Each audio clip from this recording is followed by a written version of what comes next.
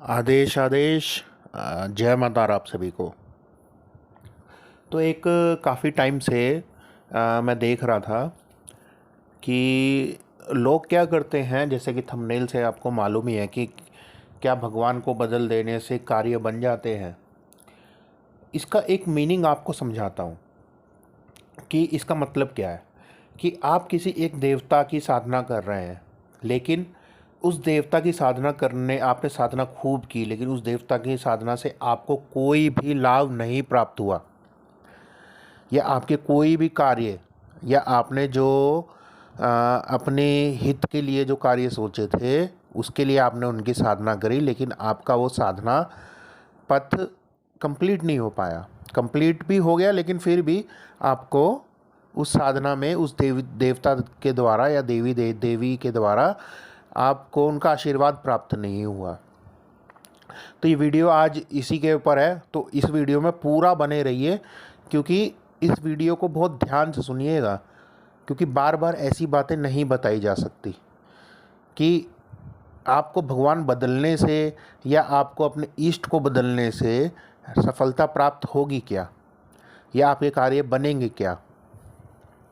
तो देखो, आज मैं आप लोगों के समक्ष एक बहुत ही बड़ा ट्रूथ लेके आने वाला हूँ, यह सच सामने लेके आ रहा हूँ कि भगवान बदलने से कभी भी आपके कार्य नहीं बनेंगे।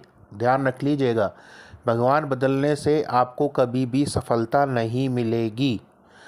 जब तक आपको एक ही ईष्ट पे, अगर आप एक हनुमान जी की साधना कर रहे हैं तो आप हनुमान जी पे पूरा विश्वास रखिए, क्योंकि ये साधना का क्षेत्र या आध्यात्मिकता का क्षेत्र केवल और केवल विश्वास पे ही चल रहा है। ठीक है, मानो तो गंगा माँ हूँ, ना मानो तो बहता पानी। ठीक है, तो विश्वास के अनुसार ही ये स्पिरिचुअलिटी चल रही है आगे। तो भगवान बदलने से आपको कभी भी सफलता नहीं मिलेगी। मानो आपने किसी कृष्ण की साधना करी, लेकिन कृष्ण की साधना में आप आगे बढ़ ही नहीं पाए। आपकी जिस साधना को जिस कार्य को लेकर आपने वो साधना की, आपने वो संकल्प लिया कि मेरा ये कार्य हो जाए, या मुझे पैसों की कमी ख़त्म हो जाए, या मेरी नौकरी में आगे मेरे को तरक्की मिल जाए, तो आपने वो साधना की, लेकिन जितने दिन का संकल्प लिया वो साधना पूरी हो गई, लेकिन आपका कुछ भी कार्य नहीं बना। तो इससे क्या होता है कि इंसान होपलेस हो जाता है, और जब होपलेस हो जाता है तो वो गलत चीज़ों की तरफ मुड़ जाता है। फिर वो सोचता है कि नहीं, मैं काली की साधना करूँगा, मैं थोड़ी सी उग्र शक्तियों की साधना करूँगा तो मेरा कार्य बहुत जल्दी बनेगा। और कुछ यूट्यूब पे आजकल लोग हो भी गए हैं जो आपको समझाएंगे कि नहीं, तुमको ये साधना करनी चाहिए, क्योंकि अघोर में बहुत जल्दी परिणाम मिलता है। देखो, परिणाम हर एक साधना में आपको मिलेगा। बात होती है आपके प्रारब्ध की। अगर आपके प्रारब्ध नहीं कटे, सबसे पहले तो आपको अपने प्रारब्ध को काटने के लिए साधना करनी चाहिए। ओम नमः शिवाय का जाप कीजिए, करोड़ों जाप कीजिए, आपके प्रारब्ध कट जाएंगे। उसके बाद कोई भी साधना उठाइए किसी भी देवी देवता की, तो वो आपको सफलता निश्चित ही मिलेगी, आपके कार्य निश्चित ही बनेंगे, आपको पैसे की कभी कमी नहीं आएगी। लेकिन जब आप बिना किसी समक्ष सक्षम गुरु के आप वो साधना करने लगते हैं, जे उठा लिया आपने एक साधना, लेकिन उससे क्या होगा, आप मंत्र जाप कर रहे हैं, मंत्र जाप से आपके प्रारब्ध कट रहे हैं, आपको प्रॉफिट तो वहाँ पे भी हो रहा है। हिंदू संस्कृति किसी को नुकसान नहीं पहुँचाती, साधना किसी को नुकसान नहीं पहुँचाती, वो तो आपको हमेशा अग्रसर करती है, आपको पॉजिटिव रिव्यू ही देगी हमेशा के लिए। तो भगवान बदलने से कभी एक साधे सब सदे, सब साधे सब जाए। ठीक है, इस वर्ड को याद रखिए, एक साधे सब सदे, सब साधे सब जाए।